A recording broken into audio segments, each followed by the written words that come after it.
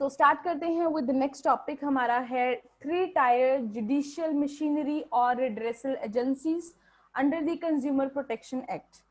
कि अगर हम लोगों ने कल को हमारे साथ कुछ भी गलत होता है, कंज्यूमर को किसी भी तरीके से एक्सप्लॉइट किया जाता है, सो उसके पास कौन कौन सी ऑप्शंस अवेलेबल हैं, वो क्या कर सकता है, वो पहले कहाँ पे अपना केस फाइल करेगा, अगर केस फाइल करना है तो कितने अमाउंट तक का मिनिमम जो है उसको पैसा देना पड़ेगा, ये चीजें हम सारी पढ़ने वाले हैं। और फर्स्ट जो लाइन है, जैसे फर्स्ट पॉइंट यहाँ पे भी लिखा है कि 2 मेंबर ये होने चाहिए, 3 मेंबर ये होने चाहिए, ये एज सच आपको याद करने पड़ेंगे। इसका कोई सेट क्राइटेरिया नहीं है कि मैं आपको बताऊं कि ये इसकी हेल्प से याद कर लो। सो जुडिशियल मशीनरी जो है कि कल को हमें न्याय दिलाने के लिए जो भी ये बनाया है, इन्होंने फॉरम बनाए हैं। फर्स्ट वन है हमारा डिस्ट्रिक्ट फॉरम। डिस्ट्रिक्ट फॉरम है क्या? According to consumer protection act, state government can set up 1 और more district forum in each district. पहली तो ये अंडरलाइन कर लीजिए कि जरूरी नहीं है कि वो एक ही होएगा। स्टेट गवर्नमेंट एक या एक से ज्यादा सेट कर सकती है, जैसे भी उनको वो चीज फिजिबल लगती है। उसके फीचर्स क्या हैं? अब फीचर्स आपने मेन पढ़ने हैं। फीचर्स में लिखा है, फर्स्ट अंडरलाइन करिए, 3 मेंबर्स एटलीस्ट होने चाहिए। There are 3 members including 1 president, presiding officer. Of these, 1 must be lady, एक इनमें से विमेन होनी चाहिए। Next one, they are appointed by state government. तो उसको अपॉइंट कौन करेगा? क्योंकि ये जो डिस्ट्रिक्ट फॉरम है वो स्टेट गवर्नमेंट अगर आपका सेटअप करेगी, तो जो अपॉइंट होंगे इसमें मेंबर वो भी स्टेट गवर्नमेंट ही अपॉइंट करेगी। The presiding officer must have qualification of a district जज। तो डिस्ट्रिक्ट जज के अकॉर्डिंगली जितनी उसकी क्वालिफिकेशन होनी चाहिए, अगर उसके पास उतनी है तो हम उसको अपॉइंट कर सकते हैं, वो प्रिजाइडिंग ऑफिसर बन सकता है, अदरवाइज नहीं बनेगा वो। इतना क्लियर हो गया? इसको ऐसे ऐसे याद करना है जो मैंने अभी बोला। नेक्स्ट वन आता है, अब इन्होंने एक चीज मैं बता दूं, 3 मेंबर्स लिखा है ना, कि 3 मेंबर्स होते हैं, उनमें से एक लेडी मेंबर होना चाहिए, बाकी जो है वो मेल मेंबर्स हो सकते हैं। नेक्स्ट वन, डिस्ट्रिक्ट फॉरम जो है वहां पे वो कितने की कंप्लेंट्स को सुनवाई वहां पे कितने अमाउंट की होती है? Up to 20 lakh. अंडरलाइन कर लीजिए, इन केस आपको कोई भी किसी भी चीज का नुकसान हुआ है, 5, 10, 2000, 1200, 20 लाख तक, अगर आपको इतने अमाउंट तक का कोई नुकसान हुआ है कि अगर वो चीज आपकी खराब निकली है या उसको यूज करने से आपको फिजिकली किसी तरीके से कोई हेल्थ प्रॉब्लम लगी है, उसके ऊपर खर्चा आया है, बट नुकसान कितना है? 20 लाख का, तो उस केस में आप लोग जो है वो डिस्ट्रिक्ट फॉरम में अपनी कंप्लेंट फाइल करोगे। बट इन केस आपका जो नुकसान है या डिस्प्यूट है, जो लड़ाई झगड़ा है, उसका अमाउंट वो 20 लाख से अबव है, फिर हम लोग स्टेट फॉरम के उसके पास चले जाएंगे। इतना समझ में आया? नेक्स्ट लिखा है, complaint can be filed by consumer और कंज्यूमर एसोसिएशन। जो एनजीओज होती हैं, जो ग्रीवियंस हमारी सेल्स हैं, वो भी हमारे बिहाफ के ऊपर कंप्लेंट फाइल कर सकते हैं, जैसे मैंने पहले बताया था आपको। Once the complaint is admitted, अब कहते हैं कि एक बार आपने कंप्लेंट फाइल कर दी है, notice of it is send to other party. मान लो कि कोई मैंने चीज यूज करी है, ठीक है, उस चीज को यूज करने से मुझे नुकसान हो गया है, ठीक है, नुकसान मुझे किसी भी तरीके से हुआ है, मैंने जैसे पहले बोला फिजिकली हुआ है, या आपको घर पे हो गया, या कोई ब्लास्ट हो गया किसी भी तरीके से। सो कहते हैं अगर आपको कोई भी नुकसान हुआ है तो आपने कंप्लेंट फाइल करी है, एटलीस्ट उस पर्सन को तो बताना है जिसके अगेंस्ट मैंने फाइल करी है। ऐसे नहीं कि आप गए किसी के पास, आपने कोर्ट पे जाके अपनी फाइल जो है वो केस कर दिया वहां पे, पर उस पर्सन को पता ही नहीं है, थर्ड पार्टी को या सेकंड पार्टी को पता ही नहीं है। आपने उसको इंटीमेट जरूर करना है, उसको एक इन्विटेशन जरूर भेजना है कि आपके अगेंस्ट फाइल हो चुका है, केस फाइल हो चुका है। नेक्स्ट वन, ऑन एग्जामिनेशन, कि अगर जांच करने के बाद, if it is proved that goods are defective, अगर तो उनको ये पता चलता है कि जो नुकसान हुआ है या जो भी आप चीजें बेच रहे हो वो गुड्स क्या हैं, वो डिफेक्टिव गुड्स हैं, तो उस केस में क्या किया जाएगा? The district court can issue 1 और more of the following directives to the accused party. तो कहते हैं अक्यूज्ड पार्टी को वो इनमें से कोई भी ऑप्शन जो है वो अवेलेबल करा सकती है। यहाँ तो वो क्या करें, मतलब जो मान लो सेलर है वो अक्यूज्ड पार्टी है, क्योंकि उसकी वजह से मुझे नुकसान हुआ है, उसने गुड्स जो थी वो मुझे डिफेक्टिव बेची हैं, उसके पास ऑप्शन है, firstly defect in the product can be removed, या तो जो डिफेक्ट है उसको रिमूव कर दे, पहली ऑप्शन उसके पास, क्योंकि कंज्यूमर जो है उनको नुकसान हो रहा है। सेकेंड ऑप्शन उसके पास ये है कि वो अगर उसको लगता है कि प्रोडक्ट में, जैसे मैगी में वो कहते थे ना लेड पाया गया है, उसकी वजह से लोगों को नुकसान हो रहा है, जो भी है, अगर मुझे लगता है कि मैं वो चीज को अवॉइड नहीं कर सकती हूँ, कि मैक्सिमम हर प्रोडक्ट में वो चीज आती ही आती है, फिर मैं उसको ये कर सकती हूँ कि उसका प्रोडक्ट है विद न्यू वन रिप्लेस करा सकती हूँ। फॉर एग्जाम्पल मैंने एसी लेके आई थी, मैं टीवी लेके आई थी, वो खराब निकला है, तो ऑप्शन क्या है, चेंज करके न्यू दे दो मुझे। नेक्स्ट ऑप्शन, कंज्यूमर में refund the value of the product. 10,000, 20 lakh, 30 lakh, जितने की भी चीज है, 30 लाख तक तो नहीं जाते, चलो 15 लाख या 10 लाख की अगर कार भी ली है, वो अगर वो आपकी खराब निकली है या वहां पे कोई प्रॉब्लम हुई है, तो आपको उसके पास दूसरी ऑप्शन है, वो आपको पैसा रिफंड कर दे। यहाँ तक हो गया। नेक्स्ट वन लिखा है, कंज्यूमर में be paid compensation for the loss suffered by him.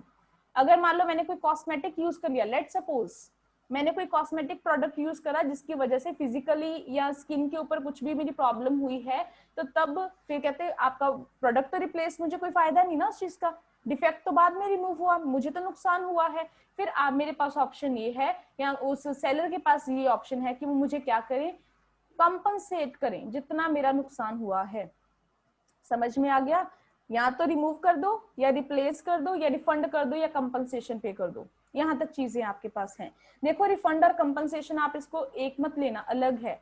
Refund का मतलब ये है कि 10,000 की चीज थी, 10,000 वापस कर दिए, ये रिफंड है। अगर 10,000 की चीज ली थी, उसको यूज करने के बाद मेरा 10 लाख का नुकसान हो गया, तो 10 लाख देने, that is compensation. So there is a difference, इसको ध्यान से पढ़ना। अब लिखा है, if neither party is satisfied with the judgement, अगर दोनों पार्टीज, मान लो कि कोई भी रिजल्ट निकला है, वो कहते हैं कि कंपनसेशन पे करो, क्योंकि स्किन को जो भी प्रॉब्लम आई है, जो भी इसका इलाज के ऊपर खर्चा आया है, वो 10 लाख का, इसको पे करो। मान लो मैं रेडी हूं बट सेलर रेडी नहीं है, वो कहता है मैंने तो नहीं देना 10 लाख, तो ये हमारी गलती नहीं है, या वो किसी भी तरीके से अपने आप को वो बोल रहा है कि मैंने, मेरी गलती नहीं है। अगर कोई भी पार्टी के सेटिस्फाइड नहीं है, तो फिर आप लोग क्या करोगे, it can file appeal against it with state commission with in 30 days. समझ में आ गया कि अगर दोनों में से कोई पार्टी भी खुश नहीं है उस डिसीजन से, मतलब सेटिस्फाइड नहीं है, तो डिस्ट्रिक्ट फॉरम में तो ऑलरेडी आपने केस फाइल किया करा था, अब आप क्या करोगे, स्टेट फॉरम में अपना जो, सॉरी हाँ सही है, स्टेट कमीशन में अपना जो है केस फाइल कर दोगे 30 डेज के अंदर अंदर, जब आपका पहला रिजल्ट आता है। And thereafter the order of the state commission can be challenged before national commission and no further. So मान लो कि डिस्ट्रिक्ट से आप स्टेट तक गए, स्टेट से आप नेशनल तक गए, और तुम लोग ऐसे हो कि नेशनल तक भी जाके किसी चीज को मान नहीं रहे हो, तब भी प्रॉब्लम आ रही है, तो फिर कहते हैं इसके बाद कहीं पे भी नहीं और जा सकते, there is no further commission कि आप उसके पास जाके अपना केस फाइल करो। ठीक है, सो यहां तक हमारा कंप्लीट हो गया डिस्ट्रिक्ट फॉरम। नाउ नेक्स्ट आता है स्टेट कमीशन। सो स्टेट कमीशन को भी ऐसे ही ध्यान से पढ़ना जैसे हमने पहले पढ़ा है। स्टेट कमीशन में भी कहते हैं एक ना एक फीचर तो इसका होना चाहिए। It is also composed of 3 members including 1 presiding officer, उनमें से भी एक जो है वो लेडी मेंबर होना चाहिए। ठीक है, they are appointed by state government again. So इसकी क्वालिफिकेशन भी कौन फिक्स करेगा, स्टेट गवर्नमेंट फिक्स करेगी। So the person appointed as presiding officer must have qualification of honorable justice of high court। एक चीज ना, इसको अलग पॉइंट बनाना है, आप अलग पॉइंट बना दो, जो अभी मैंने लाइन अंडरलाइन करी है, आपकी मर्जी, आप जैसे भी लिखना चाहो। अब ध्यान से बात सुनिए, पीछे वाले में हम लोगों ने, अगर मैं आपको 1 मिनट हाईलाइट करके बता देते हैं, फिर नेक्स्ट पेज पे होएगा, आप देख लेना। वहां पे हमने बोला है कि डिस्ट्रिक्ट कोर्ट तक जिसकी उसकी क्वालिफिकेशन है डिस्ट्रिक्ट कोर्ट की, उसकी प्रिजाइडिंग ऑफिसर की भी उतनी होनी चाहिए। अब यहाँ पे लिखा है स्टेट कमीशन में कि प्रिजाइडिंग ऑफिसर की उतनी क्वालिफिकेशन होनी चाहिए जितनी की एक हाई कोर्ट के ऑनरेबल जस्टिस जो उनका जज होएगा उतनी है।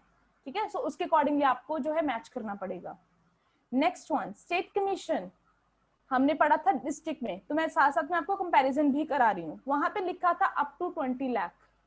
अब यहाँ पे जो भी आपने ग्रीवेंस जो हैं, जो भी डिस्प्यूट हैं आपके राइज हुए हैं, जो लॉस हुआ है, प्रॉब्लम आपको हुई है, उसका सम अगर 20 लाख से ज्यादा है, up to 1 crore, then state commission के पास जाओगे। अगर 1 करोड़ से ज्यादा का आपका नुकसान हो गया है, तो डायरेक्टली आप लोग जो है नेशनल कमीशन में जाओगे। ठीक है जी। So next one, once the complaint is admitted, फिर वही बात, अदर पार्टी को इंटीमेट जरूर करना है। If necessary goods are examined. अब कहते हैं अगर आपको लगता है कि आप बोल रहे हो कि मैगी खाने से हमें नुकसान हुआ है, मैगी खाने से फूड पॉइजनिंग हुई थी, हमारी हेल्थ डिटीरियरेट हुई है किसी भी तरीके से, तो कहते हैं फिर अगर लगता है यहाँ पे स्टेट गवर्नमेंट को, तो गुड्स को एग्जामिन करा सकते हैं वो। If necessary goods are examined if proved defective, जैसे अगर मान लो मैगी थी, अगर वो डिफेक्टिव एक्चुअल में आ जाती, like the district forum, the state commission can issue one or more directives to the accused party।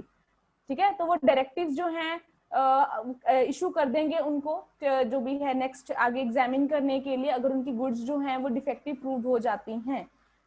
Next आता है अगर दोनों में से कोई पार्टी फिर सेटिस्फाइड नहीं है, फिर 30 डेज के अंदर वो नेशनल कमीशन को अपना केस फाइल कर सकते हैं, और इसके बाद आप अगेन किसी को भी चैलेंज नहीं कर सकते। स्टेट कमीशन में हाई कोर्ट की बात हुई है, नेशनल कमीशन में सुप्रीम कोर्ट की बात होगी। सो जो चीजें मैं बोल रही हूँ इनको याद रखना, ध्यान से लिखना इन वर्ड्स को। स्टेट कमीशन में हाई कोर्ट तक की क्वालिफिकेशन की बात करी थी, नेशनल कमीशन में मैं सुप्रीम कोर्ट तक की बात करी, सुप्रीम जज की बात करूंगी। सो यहां तक कंप्लीट हो गया हमारा स्टेट कमीशन। अब आता है नेशनल कमीशन। नेशनल कमीशन अब क्या कहता है, it is appointed by central government. सबसे पहला वर्ड अंडरलाइन करिए, इसको स्टार मार्क करिए। मैं यहाँ पे स्टेट गवर्नमेंट की बात नहीं कर रही, स्टेट गवर्नमेंट सिर्फ स्टेट तक रही, अब जब उसके ऊपर चले गए हैं तो कौन आ गया है सामने, सेंट्रल गवर्नमेंट। अब जो डिसीजंस होंगे, जो चीजें हमने डिसाइड करनी है वो सेंट्रल गवर्नमेंट डिसाइड करेगी। अब इसके मेंबर्स 3 मेंबर्स नहीं हैं, इसके 5 मेंबर्स हैं, जिनमें से अगेन 1 लेडी होनी चाहिए, लेडी मेंबर होना चाहिए। So they are appointed by central government, वहां पे स्टेट गवर्नमेंट था।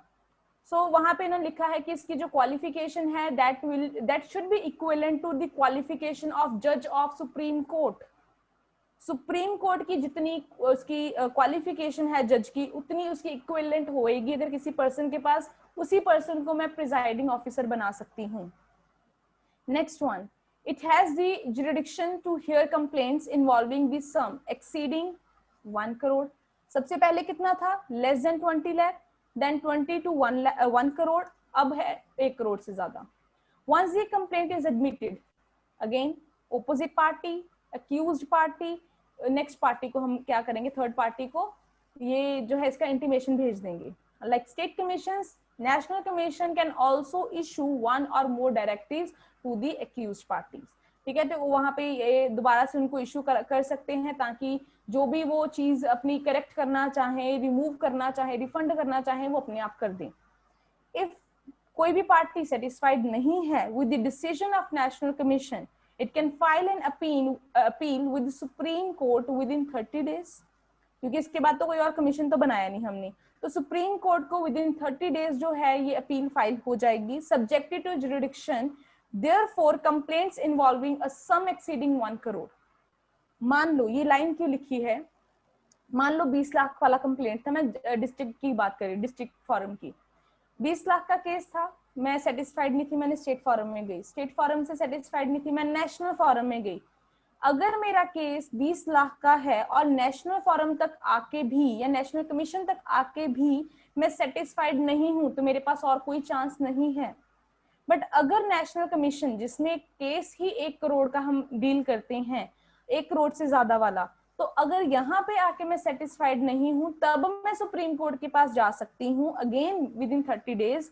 अदरवाइज मेरे पास कोई और ऑप्शन अवेलेबल नहीं है कि मैं जो है कहीं और जाके केस करूं। ठीक है, सो यहाँ